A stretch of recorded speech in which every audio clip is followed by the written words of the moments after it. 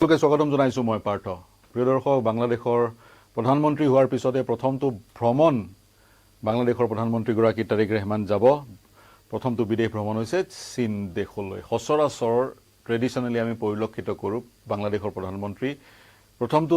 বিদেশ ভ্ৰমণ কৰিবলৈ ভাৰতবৰ্ষলৈ আহে কিন্তু এইবাৰ তাৰিক ৰহমান চীনলৈ যাব ইতিমধ্যে মালয়েছিয়ালৈ উৰা মাৰিছে মালয়েছিয়াৰ পিছত চীনলৈ বিগত সময়ত যিগৰাকী কেয়াৰটেকাৰ প্ৰধানমন্ত্ৰী আছিলে মোহাম্মদ ইউনুছ তেওঁ চীনলৈ গৈছিল আৰু বেইজিঙত কেতবোৰ উত্তৰ পূৰ্বাঞ্চলক লৈ মন্তব্য কৰিছিল যিবোৰৰ ফলত ভাৰতবৰ্ষই প্ৰতিক্ৰিয়া প্ৰকাশ কৰিবলগীয়া হৈছিল বা ভাৰতবৰ্ষ অসন্তুষ্ট হৈছিল এতিয়া মই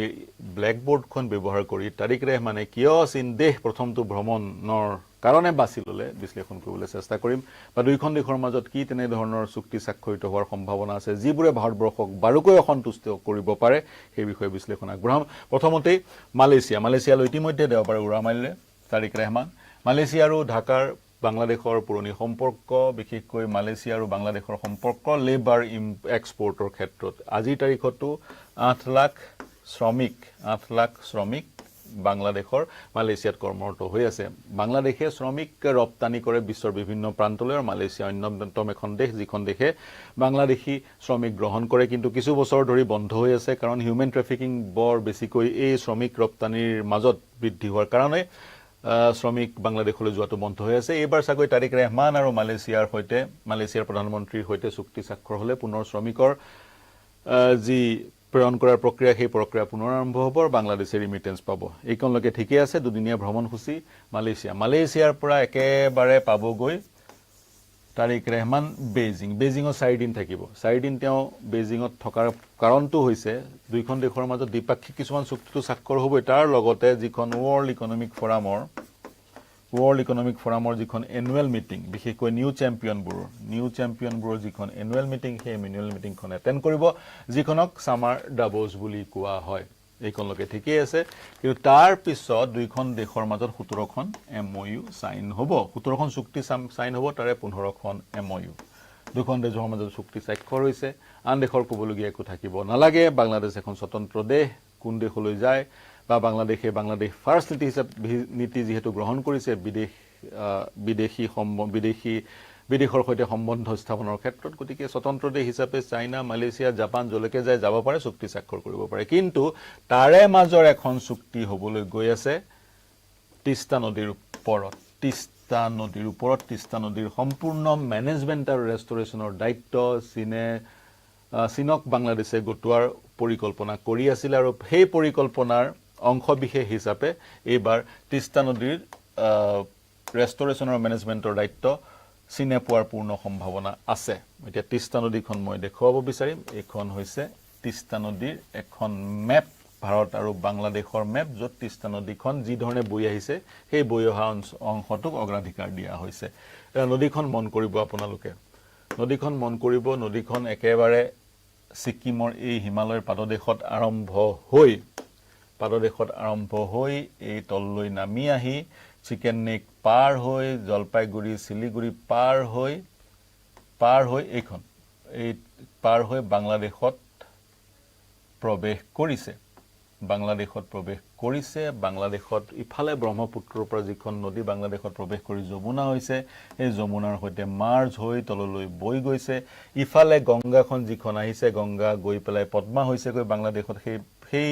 পদ্মাৰ সৈতে মিলি বংগোপসাগৰত পৰিছেগৈ অৰ্থাৎ তিস্তা হৈছে ক্ৰছ কাণ্ট্ৰি ৰিভাৰ আৰু উৎপত্তিস্থল হিমালয়ান গ্লেচিয়াৰ তাৰ পিছত ভাৰতবৰ্ষৰ মাজেদি বৈ গৈ বাংলাদেশৰ মাজেৰে গৈ বংগোপসাগৰত পৰিছে ভাৰতবৰ্ষ হৈছে তিস্তা নদীৰ আপাৰ ৰিপাৰিয়ান কাণ্ট্ৰি আৰু বাংলাদেশ হৈছে লোৱাৰ ৰিপাৰিয়ান কাণ্ট্ৰি তেনেস্থলত যদিহে তিস্তা নদীখনৰ এই অংশ হ'ল পিয়ৰলি তিস্তা এই অংশৰ ৰেষ্টৰেশ্যনৰ মেনেজমেণ্টৰ কাম চাইনাক গতাই দিয়া হয় তেতিয়া ভাৰতবৰ্ষৰ এই চিকেন নেকৰ একেবাৰে সমীপতে গিজগিজাই থাকিব চাইনিজ ইঞ্জিনিয়াৰ্ছ আৰু চাইনাৰ আন সকল লোক তেনেস্থলত ভাৰতবৰ্ষ শংকিত বা উদ্বিগ্ন হোৱাৰ সম্পূৰ্ণ অৱকাশ আছে আৰু সেই চাইনিজ ইঞ্জিনিয়াৰৰ বেশত একেবাৰে ভাৰতবৰ্ষৰ সমীপৰ চিকেন নেকত যদি চাইনিজ স্পাই বা চাইনাৰ অন্য লোক গিজগিজাই থাকে ভাৰত উদ্বিগ্ন হ'বই বা তিস্তা নদীৰ ৰেষ্টৰেশ্যন মেনেজমেণ্টৰ নামত আন কিবা যদি ইঞ্জিনিয়াৰিং ইনফ্ৰাষ্ট্ৰাকচাৰ বা মিলিটাৰী ইনফ্ৰাষ্ট্ৰাকচাৰ সেই অঞ্চলত নিৰ্মাণ হয় তেতিয়া ভাৰতবৰ্ষৰ কাৰণে এয়া কিন্তু উদ্বিগ্ন হোৱাৰ কাৰণ আৰু সেই কাৰণে 1971 চনত ভাৰতবৰ্ষই যেতিয়া বাংলাদেশখনক স্বাধীন কৰি দিছিল ভাৰতবৰ্ষৰ সেনাই যেতিয়া প্ৰাণৰ আহুতি দিছিল তেতিয়া ভাৰতবৰ্ষৰ এক বাৰ্গেনিং পাৱাৰ আছিলে সেই বাৰ্গেনিং পাৱাৰ ব্যৱহাৰ কৰি নতুন দেশখনৰ পৰা এই ৰংপুৰ অঞ্চলটো ভাৰতবৰ্ষই নিজলৈ যদি ৰাখি থলে হয় তেতিয়া এই সমস্যাটোৰ সৃষ্টি নহল হয় তিস্তাৰ বৃহৎ এক অংশ প্ৰায় গোটেই অংশটো ভাৰতবৰ্ষৰ হাতত থাকি গ'ল হয় তাৰ পিছত যমুনাৰে লগ লাগি তললৈ বৈ যোৱা অংশখন বাংলাদেশৰ হাতত থাকিল হয় যি কি নহয় সেয়া হৈ নুঠিল যি নহল এতিয়া আমি আজিৰ প্ৰেক্ষাপটত কথাটো পাতিব লাগিব গতিকে যদিহে তিস্তা নদীৰ সম্পূৰ্ণ মেনেজমেণ্ট আৰু ৰেষ্টৰেশ্যনৰ দায়িত্ব চাইনাই লাভ কৰে তেতিয়া চাইনাই নদীখন খান্দিব পাৰিব নদীৰ ওপৰত ডেম নিৰ্মাণ কৰিব পাৰিব লগতে নদীৰ সাইডবোৰত কাষত এম্বেকমেণ্টটো মথাউৰিও নিৰ্মাণ কৰিব পাৰিব সেই এক সমস্যা দ্বিতীয়তে অনেক চুক্তি স্বাক্ষৰ হোৱাৰ পূৰ্ণ সম্ভাৱনা আছে যিখন চুক্তিৰ চাগৈ ভাৰতবৰ্ষই বিৰুদ্ধাচৰণ কৰিব সেইখন হৈছে মংলা পোৰ্ট যিটো মংলা গুৰুত্বপূৰ্ণ এটা পোৰ্ট বন্দৰ বাংলাদেশৰ সেই পোৰ্টটোৰ দায়িত্ব সম্পূৰ্ণৰূপে চাইনাক হস্তান্তৰ কৰাৰ সম্ভাৱনা আছে আৰু তাৰ পিছত চিটাগং যিখন চহৰ বা যিখন চিটাগং এখন বন্দৰ চহৰ চিটাগঙতো ইণ্ডাষ্ট্ৰিয়েল এক কৰিডৰ নিৰ্মাণ কৰাৰো চাইনাই নিৰ্মাণ কৰাৰ পূৰ্ণ সম্ভাৱনা আছে আৰু এই দিশত এইবাৰে চুক্তি স্বাক্ষৰ হোৱাৰ পূৰ্ণ সম্ভাৱনা আছে প্ৰায় 1 লাখ চাকৰিৰ সৃষ্টি হ'ব প্ৰায় $384 মিলিয়ন খৰচ কৰিব চাইনাই আমি খবৰ পোৱা মতে চুক্তি যেতিয়া স্বাক্ষৰ হ'ব তেতিয়া গম পোৱা যাব এটা চাইনাই মংলা পোৰ্ট আৰু চিটাগং পোৰ্টত প্ৰভাৱ বিস্তাৰ কৰাৰ এক অন্যতম কাৰণ আছে কিন্তু প্ৰথমতে কমাৰ্চিয়েলি প্ৰভাৱ বিস্তাৰ কৰিব তাৰ পিছত মিলিটাৰীলি প্ৰভাৱ বিস্তাৰ কৰিবলৈ চেষ্টা কৰিব কাৰণ ভাৰত মহাসাগৰত ভাৰতবৰ্ষক ঘেৰিবলৈ এক কৌশলগত পদক্ষেপ বাংলাদেশ চীনে লৈ থকা পৰিলক্ষিত হৈছে ভাৰতক কেনেকৈ ঘেৰিব ইতিমধ্যে গদৰ পোৰ্ট পাকিস্তান ডিজিবাউটি আফ্ৰিকা সেইটো ডিজিবাউটিৰ যিটো বন্দৰ সেই বন্দৰটোত প্ৰভাৱ আছে পাকিস্তানৰ গদৰ পোৰ্ট পাকিস্তান সেই পাকিস্তানৰ পোৰ্টটোৰ প্ৰভাৱ আছে চাইনাৰ ডিজিবাউটিত চাইনাৰ প্ৰভাৱ তাৰ পিছত গদৰ পোৰ্টত চাইনাৰ প্ৰভাৱ তাৰ পিছত আহিলে শ্ৰীলংকাৰ এটা বন্দৰ তাতো চীনৰ প্ৰভাৱ তাৰ পিছত আহো মায়ানমাৰৰ এটা বন্দৰত চীনৰ প্ৰভাৱ তাৰ পিছত আহিল বাংলাদেশৰ দুটা বন্দৰ মংলা আৰু চিটাগং সেইটোতো চাইনাৰ প্ৰভাৱ প্ৰথমতে কমাৰ্চিয়েল এক্টিভিটিজৰ নামত সেই বন্দৰবোৰ হস্তগত কৰে চাইনাই তাৰ পিছত মিলিটাৰী এক্টিভিটিজ আৰম্ভ কৰে আৰু এই যি প্ৰভাৱৰ এই যি শিকলিডালক চাইনাই নাম দিছে pearl of string of pearl নাম দিছে আৰু ষ্ট্ৰিং অফ পাৰ্লৰ যোগেদি ভাৰত মহাসাগৰক মিলিটাৰীলি ঘেৰাও কৰিব বিচাৰিছে চাইনা ইয়াৰ প্ৰত্যুত্তৰ ভাৰতবৰ্ষই দিছে ভাৰতবৰ্ষই ওমান ইণ্ডোনেছিয়া আৰু ছিংগাপুৰত যিবোৰ বন্দৰ আছে সেই বন্দৰবোৰত প্ৰভাৱ বিস্তাৰ কৰি এই শিকলিডালৰ প্ৰত্যুত্তৰ দিবলৈ আন এক শিকলিৰ সৃষ্টি কৰিছে সাগৰৰ মাজত আৰু সেই শিকলিডালৰ ভাৰতে নাম দিছে নেকলেছ অফ ডায়মণ্ড গতিকে সেই ধৰণৰ কামবোৰ চলি থাকিব কিন্তু তাৰ সমান্তৰালে প্ৰথমবাৰৰ বিদেশ ভ্ৰমণটো ভাৰতবৰ্ষ নকৰি চাইনা কিয় কৰিলে সেই প্ৰশ্নটোৰ উত্তৰ এনে ধৰণৰ হ'ব পাৰে তাৰিক ৰেহমানে কিয় কৰিলে চাইনালৈ কিয় গ'ল ভাৰতবৰ্ষলৈ তাৰ উত্তৰটো এনে ধৰণৰ হ'ব পাৰে অতি সম্প্ৰতি আমি ভাৰত বিদ্বেষী কিছুমান সেন্টিমেন্ট গ্ৰ' কৰা আমি বাংলাদেশত পৰিলক্ষিত কৰিছো চাইনালৈ যোৱাৰ আগমুহূৰ্তত বাংলাদেশৰ এজন গুৰুত্বপূৰ্ণ নেতাই বাংলাদেশৰ প্ৰধানমন্ত্ৰীগৰাকী চীনলৈ যোৱাৰ আগমুহূৰ্তত বাংলাদেশৰ এজন গুৰুত্বপূৰ্ণ নেতাই পুনৰ হুংকাৰ দিছে উত্তৰ পূৰ্বাঞ্চলখন দখল কৰাৰ গতিকে সেইবোৰ কিন্তু আমি বিক্ষিপ্ত ঘটনা হিচাপে গ্ৰহণ কৰা নাই কৰবাত নহয় কৰবাত এই ঘটনাবোৰৰ কানেকশ্যন থাকে যি কি নহওক যি এক ভাৰত বিৰোধী বিদ্বেষ সেন্টিমেন্ট গ্ৰ' কৰি উঠিছে বাংলাদেশত গতিকে সেই বিদ্বেষৰ সৈতে নিজকে এলাইন কৰি নিজৰ চিন্তাধাৰাটোক একেলগ কৰি চীন যোৱাৰ পৰিকল্পনা তাৰিক ৰেহমানে কৰিছে যাতে নিজৰ দেশত এক বাৰ্তা প্ৰেৰণ কৰিব পাৰে যে তেওঁৰ নীতি হৈছে বাংলাদেশ ফাৰ্ষ্ট নীতি আৰু সেই নীতিৰ যোগেদি যিখন বিদেশী ৰাষ্ট্ৰৰ যোগেদি বাংলাদেশ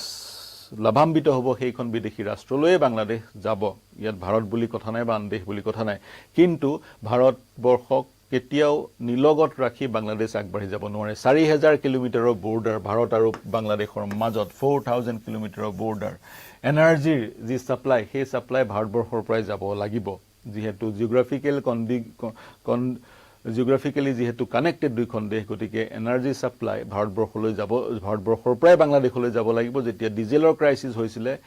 তেতিয়া কিন্তু নুমলীগড় শোধনাগাৰৰ পৰা হাই স্পীড ডিজেল বাংলাদেশলৈ প্ৰেৰণ কৰা হৈছিল আকৌ এই জুন মাহত প্ৰেৰণ কৰা হ'ব কাৰণ বাংলাদেশত এতিয়া ধান খেতিৰ সিজন ধান খেতিৰ কাৰণে জলসিঞ্চনৰ প্ৰয়োজন হ'ব জলসিঞ্চনৰ পাম্পবোৰ চলাবলৈ ডিজেলৰ প্ৰয়োজন হ'ব যি ডিজেল নুমলীগড়ৰ পৰা যাব গতিকে বাংলাদেশে এক পৰ্যায়লৈ কিন্তু ভাৰতবৰ্ষক বাইপাছ কৰিব নোৱাৰে কিন্তু তলে তলে চীনৰ সৈতে মিত্ৰিয়ালিও বজাই ৰাখে বাংলাদেশে আৰু চীনেও বিচাৰে বাংলাদেশৰ নিজৰ প্ৰভাৱ বাৰুকৈ বিস্তাৰ কৰিবলৈ আৰু চীনৰ সেই কাৰণে যেটো belt and road initiative BRI সেই ইনিচিয়েটিভটোৰ বাংলাদেশ এক গুৰুত্বপূৰ্ণ অংশীদাৰ আৰু এই ইনিচিয়েটিভটোৰ যোগেদি যোগাযোগৰ সৈতে জড়িত বিভিন্ন আন্তঃগাঁথনিমূলক কাম বাংলাদেশত হৈছে গতিকে বাংলাদেশে সেই ধৰণেৰে নিজৰ যেটো বিদেশ নীতি সেই ধৰণেৰে আগবঢ়াই লৈ গৈছে সেই ধৰণেৰে ক্ৰাফ্ট কৰিছে গতিকে এই বিদেশ নীতিয়ে বাংলাদেশক কেনেদৰে লাভান্বিত কৰে হেয়া লক্ষণীয় হ'ব কিন্তু ভাৰতবৰ্ষক এই বাংলাদেশৰ এই বিদেশ নীতিয়ে ক্ষতি কৰিব নোৱাৰিব সেইটোৱে ভাৰতবৰ্ষৰ চিন্তা আৰু যদিহে কিবা কৈ ক্ষতি কৰে ভাৰতবৰ্ষৰ ইয়াৰ প্ৰতিক্ৰিয়া কিন্তু নিতান্তই প্ৰকাশ কৰিব যিকি নহওক এই বাতৰি শিৰোনাম দখল কৰাৰ কাৰণে এই বিশ্লেষণ আগবঢ়ালো ইতিমধ্যে দেওবাৰে তাৰিক ৰেহমান গ'ল মালয়েছিয়া কৈছোৱে তাৰ পিছত 4 দিনৰ কাৰণে মালয়েছিয়াত 2 দিন তাৰ পিছত 4 দিনৰ কাৰণে চাইনাত থাকিব আৰু এইবাৰ প্ৰথমবাৰৰ কাৰণে 2 দশকৰ পিছত অৰ্থাৎ 20 বছৰৰ পিছত দুইখন দেশে একেলগে জয়েন্ট প্ৰেছ কমিউনিক দিব জয়েন্ট প্ৰেছ কনফাৰেন্স কৰিব তাৰিক ৰেহমান আৰু শি জিনপিঙে সেই ধৰণৰ বাতৰি আহিছে আৰু লগতে তাৰিক ৰেহমানে লি কিয়াংকো সাক্ষাৎ কৰিব আৰু শি জিনপিঙকো সাক্ষাৎ কৰিব বেলেগে গতিকে এক ডাঙৰ বাৰ্তা বাংলাদেশে এই ভ্ৰমণৰ যোগেদি প্ৰেৰণ কৰিব বিচাৰিছে যিকি নহওক এই বিশ্লেষণ কেনে পালে জনাব কিবা যদি অতিৰিক্ত তথ্য দিব বিচাৰে আমাৰ ফেসবুক পেজ আৰু ইউটিউব চেনেল প্ৰৱেশ কৰি সেই তথ্য প্ৰদান কৰিব পাৰিব কমেন্ট সেকশনত কমেন্ট লিখিব কেনে পালে জনাব তাৰ লগতে যেতিয়া তাৰিক ৰেহমান বেজিঙত উপস্থিত হ'ব তাৰ পিছত যেনে ধৰণে বাতৰিবোৰ আহিব সেই বাতৰিবোৰ আপোনালোকক জনাই যাম বিশ্লেষণ কৰি যাম দেশ বিশ্ব ৰাজ্যৰ সকলো বাতৰিৰ কাৰণে চাই থাকিব নিউজ 18 অসম নৰ্থ ইষ্ট ধন্যবাদ